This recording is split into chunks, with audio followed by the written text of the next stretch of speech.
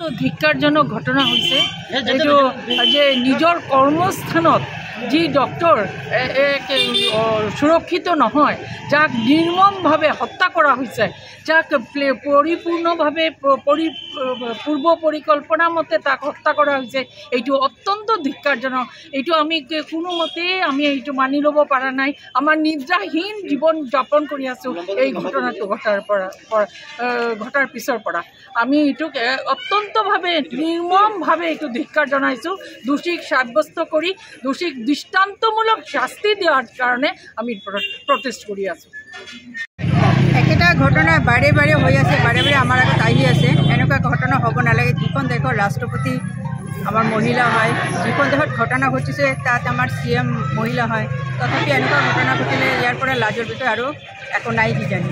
এনেকুৱা ঘটনা বাৰে বাৰে হৈ আছে, আমি একো কৰিব নোৱাৰোঁ। এনেকুৱা হৈছে, এনেকুৱা এটা আইন ওলাব লাগে যি ঘটনা হোৱাৰ লগে লগে তাক জাগাতে মাৰি দিব লাগে। কেইটামান এনেকুৱা ঘটনা হ'লে তেনেহ'লে মানুহে অলপ ভয় খাব। কিন্তু আমাৰ এনেকুৱা হৈ আছে যে বাৰে বাৰে ঘটনা ঘটি আছে, বাৰে বাৰে জাষ্টিক পাৰ পাই আছে, বাৰে বাৰে তেওঁ যেনেকুৱা উপায়ে ওলাই গৈ আছে। এনেকুৱা হ'ব নালাগে, জাগাতে মাৰি দিব লাগে। এনেকুৱা আইন ওলালে তথাপিও তেনেহ'লে মানুহে অলপ ভয় খাব আৰু মহিলা সুৰক্ষিত হ'ব। মহিলা সুৰক্ষিত নহ'লে দেশখন কেনেকৈ চলিব? মহিলাৰ পৰাই পৃথিৱীখন, মহিলাৰ পৰাই চবে জন্ম, মহিলাৰ পৰাই চবে। মহিলা নহ'লে আৰু কেনেকুৱা হ'ব? মহিলা সুৰক্ষা আমাৰ কাৰণে বহুত ডাঙৰ হৈ উঠিছে। সেইকাৰণে চবেই মানুহ ভাবি পেলাই গোটেই পৃথিৱীৰ মানুহখিনি ভাবি কেনে মহিলা কেনেকুৱা সুৰক্ষা পায় সেইটো কাৰণে আগবাঢ়ি যাব লাগে। এটা জঘন্য ঘৃণনীয় কাম, যোনে যিকেইজন মানুহ তাৰ লগত যুক্ত আছে সেই অপৰাধীক আমি কঠোৰতম সজা বিচাৰিছোঁ। আৰু লগতে আমি গোটেই অসমত তথা ভাৰতবৰ্ষত ইণ্ডিয়ান মেডিকেল এছ'চিয়েশ্যনৰ পৰা তথা বিভিন্ন সংগঠনৰ পৰা, আমাৰ বিভিন্ন নাৰী সংগঠনৰ পৰা আমি সকলোৱে বিচাৰিছোঁ নাৰী সুৰক্ষা হ'ব লাগে। নাৰী কৰ্মপ্লেচত সুৰক্ষা হ'ব লাগে। ডক্টৰ হওক, ইঞ্জিনিয়াৰ হওক, বেলেগ ডিপাৰ্টমেণ্ট হওক, চিষ্টাৰ হওক, নাৰ্ছ হওক, এনি ডিপাৰ্টমেণ্ট নাৰী কৰ্মক্ষেত্ৰত সুৰক্ষা হ'ব লাগে।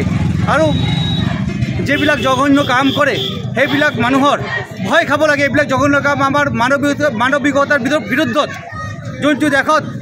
যোনটো দেশত দুৰ্গা মাৰ পূজা হয়, যোনটো দেশত আপোনাৰ মহাভাৰত হৈ গৈছে নাৰীক অপমান কৰাৰ কাৰণে, যোনটো দেশত আপোনাৰ নাৰীক অপমান কৰাৰ কাৰণে ৰামায়ণ হৈ গৈছে, তাতে কিমান জঘন্য অপৰাধী হত্যা মাৰা হৈছে। তেনেকুৱা আমি অপৰাধীক সজা বিচাৰিছোঁ। আৰু লগতে আমি শুকাই দিব বিচাৰিছোঁ এনেকুৱা আমাৰ সমাজত তেনেকুৱা জঘন্য কাম চলিব নালাগে। আমি নাৰীৰ নিৰাপত্তা আৰু সুৰক্ষা বিচাৰিছোঁ। সেইটো কাৰণে আমি আজি এটা কেণ্ডেল মাৰ্চ ওলাইছোঁ, যাতে ৰাইজৰ জাগৰণ হয় আৰু অপৰাধীয়ে গম পায় যে এনেকুৱা ঘৃণনীয় কাম আর ভবিষ্যতে কোনো অপরাধী ভুল করে নকরে। আমি পুরো বিশ্বজুড়ে যে ঘটনাটা নিয়ে সবাই প্রটেস্টে বেরিয়েছে, এটা তো আর বলার কিছু না। এটা তো জঘন্যতম ঘটনা ঘটেছে। শুধু আজকের এই ঘটনাই না, এরকম পুরো দেশ জুড়ে না জানি কত ডক্টর মমিতা দেবনাথের মতো এরকম মেয়েদের উপরে রেপ করে হত্যা করা হয়েছে, তাদের এরকম চলে আসছে। আর না জানি কত আরো ভবিষ্যতে এগুলো জানি কতজনে দেখতে পারবো, কত ঘরে ডক্টর মমিতা দেবনাথের মতো মেয়ের এরকম হবে। তো আমি এতটুকুই বলতে চাই যে আমাদের সরকার যে এটার জন্য কঠোর থেকে কঠোরতম যাতে শাস্তি দেওয়া হয়, যাতে এই কাজগুলো করার আগে ওরা ভাবা তো দূরের কথা, যাতে ভাবে যে তাদের রুম অব্দি কেঁপে উঠে যে এগুলো কথা যাতে চিন্তা করতে না পারে। We want justice. We want justice. We want justice. We want justice. নারী সুরক্ষা করতে হবে। নারী সুরক্ষা করতে হবে। নারী সুরক্ষা করতে হবে।